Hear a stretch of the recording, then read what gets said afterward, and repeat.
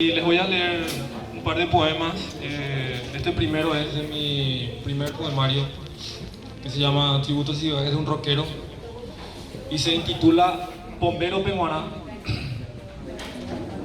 Lo venía mereciendo de niño y adolescente, por abusar y ser indiferente. Lo oí y pude más o menos verlo. La otra vez pasé por el que tal vez sea el último yuyal de mi barrio que fue rural. Oí un silbido lastimoso, aunque de noche algo me dijo, "Ejo de maíz". Me acerqué tembloroso. Apoyado por un árbol lo encontré, todo encanado el peludo viejo. Iba a salir corriendo, él me dijo, "Añeque huye, xerenduico, el putamina ñañe".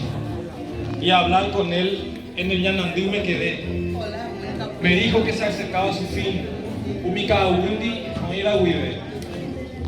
Shermano fuera, Oñanduma de Iupeva. Oiga Amomon Buru, Ocara el Pupecagu. Nemita y Katusha Putumo. Le dije, Baesha Pico, Shekonda Eitendota. Me dijo, Koa Wiñe Potue Yapo. Y Katumba Eupeisha, Kobu por Aipeva y Cue. Llegué Oñe Moingove. Bellapota Pantero Eupeva. Ayapota Sherule Jure. Y estos versos son por y para él, para todos sus hermanos, para la tierra y salvarnos.